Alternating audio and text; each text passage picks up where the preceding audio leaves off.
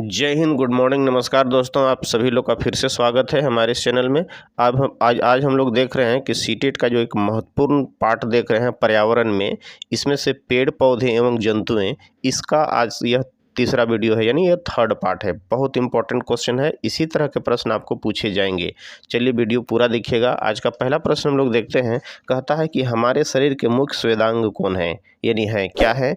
Option देखिए, आँख, हाथ, त्वचा, दांत या फिर हृदय। दूसरा कहता है कि त्वचा, कान, आँख, नाक या जीभ। और तीसरा है जीभ, आँख, हाथ, पैर, हृदय। और चौथा डी में ऑप्शन कर दिया है कि कान, नाक, मस्तिष्क और हृदय। तो इस प्रश्न का सही आंसर बी होगा यहाँ। यानी कहता है कि त्वचा, कान, आँख, नाक व जीभ जो होते हैं मानव शरीर के प्रमुख संवेदी अंग हैं। ठीक है, इनके प्रयोग द्वारा प्राप्त हुए ज्ञान से मनुष्य यानी कोई भी जीव को अपने आसपास के वातावरण का जानकारी होता है, यानी उसका बोध होता है। आगे कहता है कि देखिए, रीढ़ वाले जंतु कौन है। आप बता सकते हैं कि रीढ़ वाले जंतु कौन है। ऑप्शन देखिए, खरगोश, गिलहरी, सर्प या फिर इनमें से सभी। तो इसका आंसर यहाँ होगा डी, यानी सब जो है यहाँ पर रीढ़ वाले जंतु हैं। यानी खरगोश, गिलहरी, सर्प, रीढ़ वाले अर्थात सभी कार्डेटा संघ के प्राणी आते हैं, यानी इसी श्रेणी के सब जीव हैं। ठीक है, इसके अंतर्गत मत्स्य वर्ग, उभयचर वर्ग, सरीसृप वर्ग, पक्षी व स्तनधारी वर्ग के जंतु भी सभी रीढ़ वाले होते हैं। अगला प्रश्न देखते हैं। कहता है कि निम्नलिखित में से कौन सा जीवाणु मटर कुल के मूल ग्रंथियों में सहजीवी के रूप में रहता है और वायुमंडल से स्वतंत्र नाइट्रोजन का स्थिरीकरण करता है। बहुत इंपॉर्टेंट क्वेश्चन है ये। देखिए, नाइट्रोबैक्टर या फिर नाइट्रोसोमोनास या फिर राइजोबियम या फिर जेंथोमोनास। तो इसका सही आंसर सी होगा राइजोबियम। यानी राइजोबियम नामक जीवाणु जो होता है लेग्यूम, यानी वह मटर वंशी पौधे के मूल ग्रंथियों में सहजीवी के रूप में रहता है और वायुमंडल से स्वतंत्र नाइट्रोजन का स्थिरीकरण करता है, जिससे मिट्टी की उर्वरा शक्ति बढ़ जाती है। ठीक है, जैसे मटर हो गया, जो भी दलहन फसल है खास करके, उसमें जो राइजोबियम नामक के पदार्थ का स्थिरीकरण करता है, नाइट्रोजन का स्थिरीकरण करता है राइजोबियम से, जिससे उसकी उर्वरता शक्ति बनी रहती है, यानी मिट्टी की उर्वरता शक्ति बनी रहती है। ठीक है, देख सकते हैं अगला प्रश्न। वृक्क संबंधित है, यानी किससे संबंधित है। पाचन तंत्र से, परिसंचरण तंत्र से या फिर उत्सर्जी तंत्र से या फिर प्रजनन तंत्र से। तो किडनी यानी वृक्क जो संबंधित यहाँ पर होगा, इसका सही आंसर होगा सी, यानी उत्सर्जी तंत्र से। यानी किडनी मानव शरीर का प्रमुख उत्सर्जी तंत्र है। ठीक है, इस अंग का प्रमुख कार्य रक्त को शुद्ध करना होता है। याद रखना है, वृक्क का प्रमुख कार्य क्या होता है। ब्लड को शुद्ध करना, रक्त को शुद्ध करना, और रक्त दाब को नियंत्रित करता है, यानी जो ब्लड प्रेशर है उसको ये कंट्रोल करता है। ठीक है, वृक्क की सफाई करने की सबसे छोटी इकाई को नेफ्रॉन कहा जाता है। ठीक है ना, यानी गुर्दे यानी वृक्क से प्रतिदिन 180 लीटर रक्त का शुद्धिकरण होता है। देखने बहुत इंपॉर्टेंट है, यानी वृक्क से, किडनी से लगभग प्रतिदिन 180 लीटर रक्त का ये शुद्धिकरण होता है। अगला प्रश्न देखिए, मीजोजोइक है ना, मीजोजोइक या मीजोजोइक युग निम्न प्राणियों का युग माना जाता है। यानी मीजोजोइक जो युग है, ठीक है, मेसोजोइक युग को हम लोग निम्न प्राणियों का युग मानते हैं। कैसे, किसका किसका, उभयचर जीवों का या सरीसृप जीवों का या पक्षियों का या फिर स्तनधारी जीवों का। तो इसका सही आंसर होगा यहाँ सरीसृप जीवों का। ठीक है, यानी मेसोजोइक जो होता है युग, सरीसृपों का युग को कहा जाता है। इस युग में डायनासोर व अन्य सरीसृप काफ़ी प्रभावशाली थे। ठीक है, इस युग का समय पृथ्वी पर 25 करोड़ वर्ष से लेकर के यानी 6.5 करोड़ वर्ष तक का था। इस युग का अधिकांश जीव रेंगने वाले होते थे, है ना, रेंगने वाले होते थे, जो बिल में रहने वाले या झुंड यानी ठंडे प्रदेशों में, यानी ठंडे रक्त वाले होते हैं ये। ठीक है, यानी इस युग के जो भी प्राणी हैं, जीव हैं, यह क्या होते हैं, ठंडे रक्त वाले होते हैं, यानी इसका ब्लड जो होता है ठंडे रक्त का होता है। ये अधिकतर अंडज यानी जो होते हैं, ये अंडा देने वाले अधिकतर होते हैं। जैसे इसमें आप देख सकते हैं कछुआ, छिपकली, सांप, मगरमच्छ, ये सभी सरीसृप वर्ग के श्रेणी में आते हैं। आगे देखते हैं, इंपॉर्टेंट क्वेश्चन है। ये कहता है कि बर्फ पर अंडे देने वाला पक्षी कौन है। बहुत इंपॉर्टेंट क्वेश्चन है, यानी कौन सा पक्षी है जो बर्फ में अंडा देता है। है ना, आर्कटिन टर्न या फिर हमिंग बर्ड या फिर एल्बेट्रास या पेंगुइन। तो बता सकते हैं इसका आंसर क्या होगा। इसका सही आंसर होगा डी, पेंगुइन। ठीक है। पेंगुइन बर्फ पर अंडे देने वाला पक्षी होता है। मादा पेंगुइन बर्फ पर अंडा देती है और नर पेंगुइन जो होता है यानी उसका जो मेल पेंगुइन होता है, नर पेंगुइन, इन अंडों का देखभाल करता है। पेंगुइन जंतु जगत के कार्डेटा संघ का पक्षी वर्ग में इस पक्षी वर्ग के है ना, पक्षी वर्ग के अस्फेनिकिडी कुल का पक्षी होता है। पेंगुइन केवल दक्षिणी गोलार्ध में पाए जाते हैं। ये उड़ नहीं सकते हैं लेकिन तैर सकते हैं, यानी ये उड़ता नहीं है लेकिन ये तैर सकता है, ठीक है। इनके शरीर का जो टेम्परेचर होता है, सामान्य तापमान 100 डिग्री फ़ारेनहाइट या फिर 38 डिग्री सेल्सियस होता है। इसका जीवन काल 15 से 20 वर्ष तक का होता है। इसका मुख्य भोजन झींगा मछली होता है ना, झींगा व मछली होता है। पेंगुइन अपने जीवन का 75% भाग जो होता है जल में और 25% ये लगभग है, यानी लगभग 75% भाग ये जल में बिताता है और माने कितना होता है 1/4 यानी 25% भाग वह स्थल पर व्यतीत करता है। ये बहुत इंपॉर्टेंट क्वेश्चन है। अगला प्रश्न फिर देखते हैं कि पौधे को वायुमंडल का शुद्धिकारक कहा जाता है, ठीक है। यानी पौधे को वायुमंडल का शुद्धिकारक यानी शुद्ध वायुमंडल को शुद्ध करने वाला कहा जाता है। किस कारण से कहा जाता है? क्योंकि देखिए इसमें श्वसन की क्रिया या फिर वाष्पोत्सर्जन की क्रिया के कारण या प्रकाश संश्लेषण की क्रिया के कारण या फिर उपरोक्त में से सभी। तो स्पष्ट है इस प्रश्न का सही उत्तर होगा सी, यानी प्रकाश संश्लेषण की क्रिया के कारण। पौधे प्रकाश संश्लेषण की क्रिया करते हैं जिसके कारण इन्हें वायुमंडल का शुद्धिकारक कहा जाता है। प्रकाश संश्लेषण की क्रिया के फलस्वरूप पौधे वायुमंडल से कार्बन डाइऑक्साइड को अवशोषित करते हैं यानी सोख लेते हैं, ठीक है, और ऑक्सीजन गैस का उत्सर्जन करते हैं यानी ऑक्सीजन गैस तैयार करते हैं, जिसके कारण पृथ्वी के वायुमंडल में ऑक्सीजन गैस का संतुलन जो होता है बैलेंस बना रहता है और सभी जीव इसका उपयोग करते हैं यानी ऑक्सीजन लेते हैं जीव। आगे देखते हैं, इंपॉर्टेंट क्वेश्चन है कि प्याज आलू अदरक है, यानी पौधे का कौन सा भाग है प्याज आलू अदरक? जड़, तना, अपस्थानिक जड़ें या फिर सल्क? तो स्पष्ट है इस प्रश्न का सही आंसर होगा बी, यानी तना। आलू, प्याज, अदरक ये तीनों तना के उदाहरण हैं। तना पौधे का वह भाग होता है जो प्रकाश की ओर वृद्धि करता है, यानी जमीन से ऊपर है ना, भूमि से ऊपर प्रकाश की ओर वृद्धि करता है। यह जल व खनिजों को पत्ती और पौधे के अन्य भागों तक पहुंचाता है, यानी इसी के माध्यम से पौधे के अन्य भागों में जाता है। साथ ही भोजन संचित करने व पौधे को सहारा और सुरक्षा देने का कार्य भी तना करता है। तने का रूपांतरण हम लोग देख सकते हैं कि तना है, ये उदाहरण आप देख सकते हैं। कंद का रूपांतरण जैसे आलू होता है, घनकंद का रूपांतरण बंडा, केसर, अरबी है, यानी सल्क कंद होता है जिसमें प्याज, लहसुन है, और फिर प्रकंद होता है हल्दी और अदरक। तो आप इसको भी देख सकते हैं कि उदाहरण में आप देख सकते हैं कि प्याज ये तना वाले कौन कौन पौधे हो गए? आलू, बंडा, केसर, अरबी, प्याज, लहसुन, हल्दी, अदरक, ये सभी क्या हो गए? तना होते हैं ये, ठीक है। पौधे के भाग में ये तना होते हैं। अगला प्रश्न देखिए, कहता है कि मानव विकास के क्रम में 2 पैरों पर चलने वाले माने चलने का सबसे बड़ा लाभ है, यानी मानव विकास के क्रम में 2 पैर पर चलने का सबसे बड़ा लाभ यहाँ पर क्या है? ठीक है, क्वेश्चन देखिए, कहता है कि शरीर को अच्छी प्रकार आधार देना, दूसरा है शरीर का भार कम होना, या फिर हाथ स्वतंत्र रूप से मस्तिष्क के आज्ञानुसार कार्य कर सकते हैं, और चौथा है डी माने अधिक तेज चाल। ठीक है, तो यहाँ सी का आंसर इस प्रश्न का सही आंसर होगा सी, यानी मनुष्य के विकास के यानी मानव के विकास के क्रम में 2 पैरों पर चलने से मानव के दोनों हाथ स्वतंत्र हो जाते हैं। वे मस्तिष्क की आज्ञानुसार कार्य करने के लिए स्वतंत्र होते हैं, यानी अपने दिमाग के अनुसार, मस्तिष्क के अनुसार कार्य करने के लिए स्वतंत्र होते हैं, जिससे यह कोई कार्य अधिक कुशलता और तेजी से कर सकता है और करता है। मानव विकास के क्रम में हम लोग देखते हैं कि रामापैथिकस है ना, रामापैथिकस मानव अपनी पिछली टांगों की तरह सीधा खड़ा होकर चलता था, पिछली टांगों की तरह सीधा होकर चलता था। यह 14-15 मिलियन वर्ष पहले यानी प्लायोसीन युग में यह जीवित था। अगला प्रश्न देखते हैं, इंपॉर्टेंट क्वेश्चन कहता है कि देखिए प्रश्न में कहता है कि दही निर्माण हेतु कौन सा सूक्ष्मजीवी उत्तरदायी होता है, यानी कौन सा सूक्ष्मजीवी उत्तरदायी है, ठीक है ना, एस्पीजिलियस या फिर स्ट्रेप्टोकोकस या रेट्रोवायरस या फिर लैक्टोबैसिलस। तो स्पष्ट है, अब जान रहे होंगे इस प्रश्न का सही उत्तर होगा डी, लैक्टोबैसिलस। ऑप्शन में देखिए, दूध से दही निर्माण में लैक्टोबैसिलस नामक सूक्ष्म जीवाणु उत्तरदायी होता है।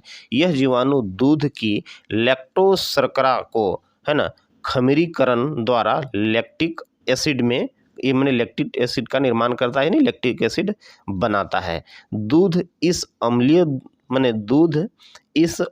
दूध में पाई जाने वाली प्रोटीन, जिसमें से केसिन, याद रखेंगे इंपॉर्टेंट है, केसिन से क्रिया करता है, यानी केसिन से रिएक्शन करता है, क्रिया करता है, अभिक्रिया करता है और दही में परिवर्तित कर देता है। ठीक है, आगे प्रश्न देखिए, कहता है कि निम्न में से कौन सा पादप उत्पादक साबुन का विस्थापन है। ठीक है, इंपॉर्टेंट क्वेश्चन है ये। रुद्रांश, रीठा, तेंदु या उपरोक्त में से सभी। तो इस प्रश्न का सही आंसर यहाँ होगा बी, रीठा। देखिए रीठा क्या चीज़ है, रीठा नामक पादप उत्पादक साबुन का विस्थापन है। यह पादप जगत के एंजियोस्पर्म, यानी जिसको हम लोग आवर्तबीजी वर्ग का ये सेपिंडस कुल का पौधा होता है। रीठा का प्रयोग बालों के संरक्षण, यानी बालों को सुरक्षित रखने के लिए किया जाता है। इसके अतिरिक्त इसके वृक्ष के बीजों से तेल भी निकाला जाता है, जो औषधि बनाने के काम में आता है। इसके अतिरिक्त इसके वृक्ष से गोंद भी मिलता है। साथ ही यह एंटीबैक्टीरियल या फिर एंटीफंगस के रूप में भी प्रयोग किया जाता है, एंटीफंगस के रूप में। ठीक है, आगे देखते हैं, यूनिसेलुलर जीव कौन है इसमें, है ना, यानी एक कोशिकीय सूक्ष्म जीव जो होता है यहाँ कौन है, स्पायरोगायरा, विषाणु, पैरामीशियम या फिर हाइड्रा। तो क्लियर है, इस प्रश्न का सही आंसर सी होगा, पैरामीशियम। पैरामीशियम यूनिसेलुलर यानी एक कोशिकीय सूक्ष्म जीव है। यह जंतु जगत प्रोटोजोआ संघ का प्राणी होता है, याद रखेंगे, प्रोटोजोआ संघ का प्राणी होता है। इसके शरीर केवल एक कोशिकीय होता है, यानी यूनिसेलुलर, एक सेल का होता है, एक कोशिका का होता है। सभी जैविक क्रियाएं, जैसे आप देख सकते हैं कि भोजन, पाचन, श्वसन, उत्सर्जन, सभी एक कोशिकीय शरीर में ही होती है, यानी एक कोशिकीय शरीर में ही सब कुछ संपन्न होता है। यह सिलिया की सहायता से गति करता है, यानी अपना जो ये गति करता है सिलिया की सहायता से। इसका आकार चप्पल के आकार का होता है, यानी चप्पल के समान होता है।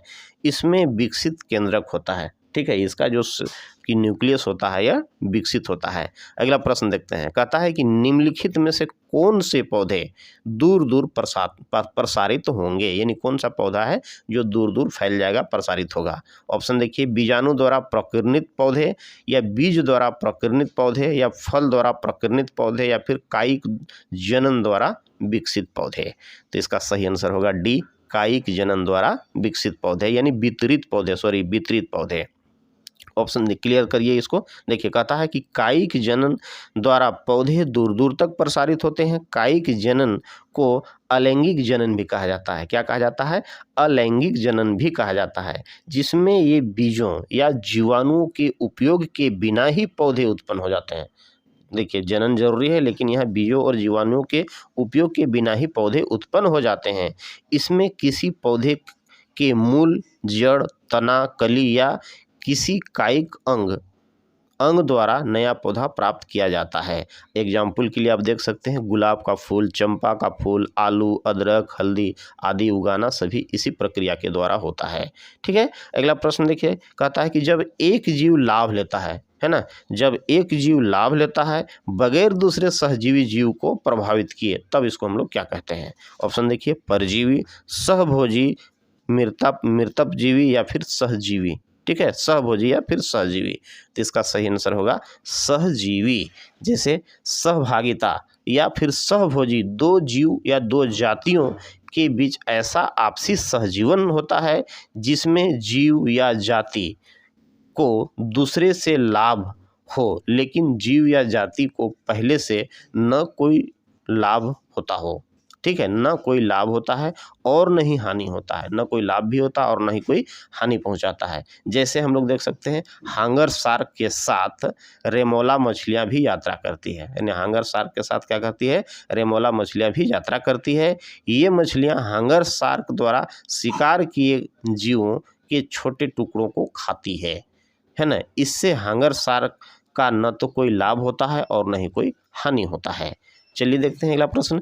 निम्नलिखित में से कौन सा वृक्ष जैविक कीटनाशकों का उत्पादक है? यानी जैविक कीटनाशक का यह प्रोडक्ट है, उत्पादक है। नीम, देवदार, चीड़ या ओक? तो बहुत इंपॉर्टेंट है, इस प्रश्न का सही आंसर होगा नीम। यानी नीम भारतीय मूल का एक पूर्ण पतझड़ वृक्ष है। ठीक है, यानी इसकी सभी पत्तियां झड़ जाती है ना, बसंत ऋतु के आसपास में झड़ जाती है। यह पादप जगत के मेलियसी है ना, मेलियसी कुल का वृक्ष है। इसका जो साइंटिफिक नेम है, वैज्ञानिक नाम है एजेडी रेस्टा इंडिका है ना, एजेडी रेस्टा इंडिका। इसकी ऊंचाई सामान्यतः 15 से 20 मीटर तक होती है। नीम को आयुर्वेद में बहुत उपयोग माना जाता है, बहुत उपयोगी माना गया है। ठीक है, नीम के दातुन करने से दांत व मसूड़े स्वस्थ रहते हैं। यह शरीर की रोग प्रतिरोधक क्षमता को बढ़ाता है, यानी हमारी इम्यूनिटी पावर को ये बढ़ाता है, जीवों की इम्यूनिटी पावर को बढ़ाता है। यह रक्त शोधक, जीवाणुनाशक व त्वचा के विकारों को दूर करने के लिए भी उपयोगी होता है। ठीक है, इसलिए इसका हम लोग औषधि के रूप में प्रयोग भी करते हैं। आगे कहता है कि गिर वन्यजीव अभयारण्य। ठीक है, गिर वन्यजीव अभयारण्य निम्न में से किस वन्यजीव का संरक्षण करता है? यानी कौन से जीव का यह सुरक्षित करता है, उसको संरक्षित करता है? ऑप्शन देखिए, हाथी, सांप, गेंडा या फिर शेर? तो इसका सही आंसर होगा यहाँ पर डी, शेर। यानी गिर वन्यजीव अभयारण्य भारत के गुजरात राज्य के सौराष्ट्र जिले में स्थित है। कहाँ है? सौराष्ट्र जिले में स्थित है। यह अभयारण्य एशियाई शेरों के संरक्षण के लिए प्रसिद्ध है, बहुत इंपॉर्टेंट है। वर्ष 1972 में गिर लायन प्रोजेक्ट शुरुआत किया गया था, यानी गिर लायन प्रोजेक्ट की शुरुआत किया गया यहाँ, जिसमें इस पार्क को राष्ट्रीय पार्क घोषित कर दिया गया। यानी उस समय से इसको मेरा ये नेशनल पार्क है। यहाँ स्तनधारियों की 30 प्रजातियाँ व सरीसृप के 20 प्रजातियाँ मिलती है। यानी इस पार्क में, इस नेशनल पार्क में, यानी जो भी होता है मेमेलियंस, यानी स्तनधारियों की 20 प्रजातियाँ और सरीसृप यानी रेंगने वाले जीव हैं, इसकी 20 प्रजातियाँ यहाँ पर मिलती है।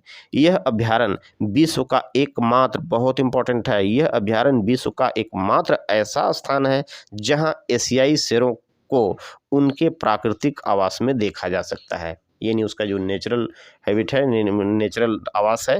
ठीक है, उन नेचुरल आवास में इसको हम लोग, प्राकृतिक आवास में यहाँ हम लोग देख सकते हैं इसको। ठीक है, निम्न, अगला प्रश्न, निम्न में से कौन सी प्राकृतिक वनस्पति मरुस्थलीय प्रदेशों में पाई जाती है? यानी कौन सा प्राकृतिक वनस्पति है जो मरुस्थलीय पौधों में पाया जाता है? ऑप्शन देखिए, महोगनी, कैक्टस, फर या फिर चंदन? तो इसका सही आंसर होगा बी, कैक्टस। मरुस्थलीय प्रदेशों में पाई जाने वाली प्राकृतिक वनस्पति कैक्टस है। कैक्टस पादप जगत के कैक्टसी यानी कैक्टसी कुल का पौधा है। मूलतः यह उत्तर व दक्षिण अमेरिका का पौधा होता है, याद रखेंगे, मूल रूप से यह उत्तरी और दक्षिणी अमेरिका का पौधा है। कैक्टस एक गुद्देदार पौधा होता है जो अपने मोटे व फूले हुए तने में पानी समेटकर सूखे व रेगिस्तानी परिस्थितियों में जीवित रहता है ना, सूखे और रेगिस्तानी परिस्थिति में ये जीवित रहता है, उसमें पानी को ये संचित करके रखता है। चूँकि सूखे व रेगिस्तानी क्षेत्रों में पानी की कमी होती है, इसलिए वाष्पोत्सर्जन यानी वाष्पोत्सर्जन की दर को कम करने के लिए इसकी पत्तियां कांटे के रूप में बदल जाती है। ठीक है, यानी वाष्पोत्सर्जन के दर को कम करने के लिए उसकी जो पत्तियां जो होती है कांटेदार हो जाती है, कांटे के रूप में बदल जाती है, जिससे जल का कम से कम ह्रास हो सके, यानी जल का कम से कम ह्रास हो सके। अगला प्रश्न देखते हैं, फिर कहता है निम्नांकित में से कौन सा सरल उत्तक नहीं है? यानी यहाँ पर जो सरल उत्तक कौन नहीं है? जाइलम है ना, जाइलम, पेरेनकाइमा या फिर कोलेनकाइमा या फिर स्क्लेरेनकाइमा? तो इसका सही आंसर होगा ए, जाइलम। यानी जाइलम एक सरल उत्तक नहीं बल्कि यह एक जटिल उत्तक माना जाता है, यानी जटिल उत्तक है।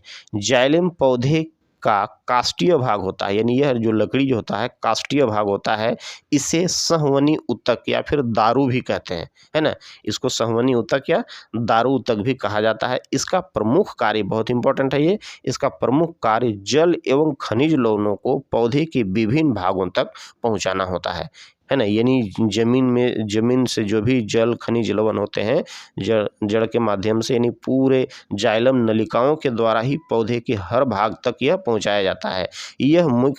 यह मुख्यतः 4 प्रकार की कोशिकाओं से मिलकर बना होता है, जो बहुत इंपॉर्टेंट है, याद रखना है इसमें, है ना। वाहिनिकाएं, वाहिकाएं, काष्ठ मृदुतक या फिर काष्ठ तंतु, ठीक है। ये 4 मुख्य कोशिकाओं से मिलकर ये बने होता है, बहुत इंपॉर्टेंट है। फिर से देखिए अगला प्रश्न कहता है पक्षमाभ उपकला प्राणियों के शरीर में कहाँ पाया जाता है, यानी पक्षमाभ उपकला जो होता है प्राणी के शरीर में कहाँ मिलता है। देखिए अमाशय में, श्वसनिका में, आंत में या फिर वायुकोश में। तो देखिए इसका सही आंसर होगा बी, श्वसनिका में, यानी पक्षमाभ उपकला प्राणियों के शरीर के श्वसनिका में मिलता है। ये एक सरलतम जंतु उपकला ऊतक है। उपकला ऊतक की परतें शरीर के विभिन्न अंगों पर बाहरी व भीतरी रक्षक आवरण को बनाता है। सल्क यानी सल्की या पक्षमाभ उपकला की कोशिकाएं चौड़ी, चपटी या बहुभुजीय होता है। क्या होता है? बहुभुजीय, माने अनेक भुजाओं का होता है। जैसे रुधिर वाहिकाएं में, फेफड़े की वायु कुपिकाओं में, है ना, देह गुहा के स्तरों में ये रक्षात्मक आवरण को बनाती है। ये कोशिकाएं शरीर के आंतरिक अंगों को परजीवी के संक्रमण से व सूखने से बचाती है। ठीक है, आगे हम लोग देखते हैं। अगला प्रश्न कहता है कि निम्न में से किसमें उद्यान कृषि का अध्ययन किया जाता है। ठीक है, यानी किसमें जो होता है उद्यान कृषि का अध्ययन किया जाता है। बॉटनी, हॉर्टिकल्चर, जियोलॉजी या फिर एनाटॉमी। तो इसका सही आंसर होगा बी, यानी हॉर्टिकल्चर। उद्यान कृषि का अध्ययन हॉर्टिकल्चर यानी उद्यान विज्ञान के अंतर्गत आता है, यानी उद्यान विज्ञान कहते हैं, हॉर्टिकल्चर कहते हैं। इसके अंतर्गत विभिन्न प्रकार के फूल, फल, सब्जी, पत्तेदार व फूलदार पौधे या औषधीय पौधे, मसाले व बागानी पौधे को उगाया जाता है। बहुत इंपॉर्टेंट है। अगला प्रश्न देखिए, कहता है कि कांटेनुमा पत्तियों को दर्शाकर एक शिक्षक किस प्रकार के पौधे के बारे में पढ़ा रहा है। ऑप्शन देखिए, स्थलीय, जलीय, उभयधर्मी या फिर मरुस्थलीय। तो स्पष्ट है, इसका आंसर होगा मरुस्थलीय, यानी कांटेनुमा पत्तियों को दर्शाकर एक शिक्षक मरुस्थलीय पौधे के विषय में पढ़ा रहा है। मरुस्थलीय क्षेत्रों में पाई जाने वाली वनस्पतियों की पत्तियां कांटेदार होती है, क्योंकि पानी की क्षति व वाष्पोत्सर्जन की दर को कम करने के लिए इन पौधे की पत्तियां पर बड़े बड़े कांटे उभर आते हैं, यानी बड़े बड़े कांटे निकल आते हैं। ठीक है, जैसे आप देख सकते हैं कैक्टस, बबूल, कीकर इत्यादि। अगला प्रश्न, कीटभक्षी पादप जिस मृदा पर उगता है, यानी कीटभक्षी पादप जो होता है, प्लांट जो होता है जो कीड़ों को खाता है, वैसा प्लांट मृदा पर उगता है, यानी जिस मृदा पर यानी जिस मिट्टी पर उगता है उसमें कौन सा तत्व नहीं रहता है। बहुत इंपॉर्टेंट है ये। ठीक है, हम लोग जीके की दृष्टि से भी, जीएस की दृष्टि से देखते हैं तो साइंस में ये बहुत इंपॉर्टेंट है। नाइट्रोजन, कार्बन, सल्फर या फिर पोटासियम। तो इसका सही आंसर होगा यहाँ पर ए, नाइट्रोजन। यानी कीटभक्षी पौधे जिस मृदा पर यानी जिस मिट्टी पर उगते हैं उसमें नाइट्रोजन तत्व नहीं होता है। याद रखेंगे, नाइट्रोजन का तत्व नहीं होता है। जैसे घटपर्णी, मक्की कप, हाँ फिगर में भी आप देख सकते हैं, है ना, सेपालोटस आदि। घटपर्णी पौधा मुख्यतः भारत में मेघालय के साथ साथ इंडोनेशिया व ऑस्ट्रेलिया में भी पाया जाता है। यह पौधा प्रकाश संश्लेषण की प्रक्रिया के दौरान नाइट्रोजन की कमी को पूरा करने के लिए कीटों का भक्षण करता है ना। ये नाइट्रोजन को पूरा करता है कीटों को खाकर। ठीक है, अगला इंपॉर्टेंट क्वेश्चन है ये। फिर देखिए, रेशम की रासायनिक प्रकृति क्या है ना। रेशम की रासायनिक प्रकृति क्या है। कार्बोहाइड्रेट, वसा, प्रोटीन या फिर वसीय अम्ल यानी फैटी एसिड। तो इसका आंसर होगा, बहुत इंपॉर्टेंट क्वेश्चन है, सी, इसका आंसर होगा प्रोटीन। यानी रेशम की प्राकृतिक प्रकृति जो होता है प्रोटीन है, जो प्राकृतिक प्रोटीन से बना रेशा है। इन प्रोटीन रेशों में, है ना, फिब्रोइन होता है। ये रेशे कुछ कीड़ों के लार्वा बनते हैं, यानी सॉरी, ये रेशे कुछ कीड़ों के लार्वा द्वारा बनते हैं। ठीक है। सबसे उत्तम रेशम शहतूत के पत्ते पर पलने वाले रेशमी कीड़ों द्वारा बनाया जाता है, यानी सबसे बेहतर, सबसे अच्छा, उत्तम किस्म का जो रेशम होता है शहतूत के पत्ते पर पलने वाले रेशमी कीड़ों के द्वारा बनाया जाता है। शहतूत के रेशमी कीड़ों का वैज्ञानिक नाम है ना ब्रोम्बिबस मोरी है। रेशमी कीड़े को पिल्लू तथा रेशम के वस्त्रों की रानी भी कहा जाता है, यानी रेशमी कीड़ों को पिल्लू कहा जाता है या रेशम को वस्त्रों की रानी कहा जाता है। याद रखेंगे, रेशम कीट पालन को, यानी रेशम के जो कीट पालन को, जो ये प्रोसेस को हम लोग सेरीकल्चर कहते हैं, यानी सेरीकल्चर हो गया रेशम के कीड़ों को पालना। बहुत इंपॉर्टेंट है, इसमें बहुत सारे क्वेश्चन इसमें बन रहे हैं। आगे देखिए, कहता है कि निम्नलिखित पौधे में से कौन सा वृक्ष का उदाहरण है। यहाँ दिया गया कौन सा पौधा है जो वृक्ष है, बरगद, गुलाब, मेहंदी या तुलसी। तो क्लियर है, एकदम सही आंसर इसका ए होगा, बरगद। यानी देखिए, उपयुक्त विकल्पों में जो भी दिया गया है, बरगद का वृक्ष यहाँ उदाहरण है। ठीक है, बरगद के वृक्ष का उदाहरण है, जबकि यहाँ गुलाब, मेहंदी, तुलसी के पौधे के उदाहरण है। ठीक है, क्या किसके उदाहरण है? पौधे के। बरगद जो वृक्ष, जो भारतीय मूल का पेड़ है, इसे अक्षय वट या फिर बनियन ट्री भी कहा जाता है। यह पादप जगत के, है ना, मोरासियाई कुल का, यानी मोरासियाई परिवार का सदस्य है। यह लगभग 30 से, यानी 20 से 30 मीटर जो होता है ऊंचा होता है और पूरा छायादार होता है पूरा। ठीक है, पूरा इसके फैल जाते हैं, इसकी जितना डालियां हैं सब फैल जाते हैं। बरगद के पेड़ 20 घंटे से भी ज़्यादा समय तक ऑक्सीजन छोड़ता है, जो बहुत इंपॉर्टेंट है, यानी 20 घंटा से भी अधिक समय तक ऑक्सीजन को छोड़ता है और वातावरण अशुद्ध हवा को खींचता है, यानी वातावरण में जो भी अशुद्ध हवा होता है, वातावरण से अशुद्ध हवा को ये खींचता है। ठीक है। अगला प्रश्न देखिए, श्रमिक मधुमक्खी, है ना, श्रमिक मधुमक्खी अन्य मधुमक्खियों को भोजन के स्रोत की दिशा ज्ञात कराती है।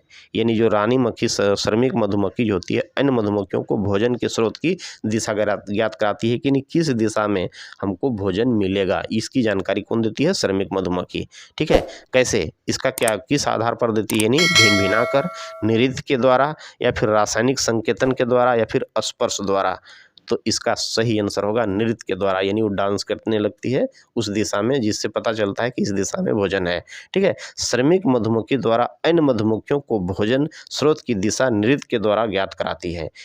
इस नृत्य को वैसल नृत्य, यानी क्या बोलेंगे इसको हम लोग, क्या बोलेंगे, सॉरी, इस नृत्य को हम लोग वैगल नृत्य कहते हैं, वैगल डांस कहा जाता है। याद रखना है कि वैगल डांस किसको कहते हैं, यानी वैगल डांस मधुमक्खियों के द्वारा किया जाता है, जिससे यह ज्ञात किया जाता है कि किस दिशा में जो होता है भोजन है। ठीक है, मधुमक्खी जंतु जगत का आर्थ्रोपोडा संघ का कीड़ा होता है। मधुमक्खियों के छत्ते में 30 से लेकर के 60,000 मधुमक्खियां तक हो सकती है, जो एक साल में लगभग जो होता है 30 से 50 किलो तक शहद बनाती है। चलिए दोस्तों, आज हम लोग यहीं तक चर्चा करेंगे, फिर नेक्स्ट वीडियो हम लोग लेकर आएंगे। वीडियो यदि अच्छा लग रहा है, आपको यदि लगता है कि ये वीडियो ऐसा देखना चाहिए जो हमको फ़ायदा यदि पहुंचा रहा है, तो वीडियो को यदि सब्सक्राइब नहीं किए हैं तभी ज़रूर सब्सक्राइब करें, दोस्तों के साथ शेयर करें। Okay, bye.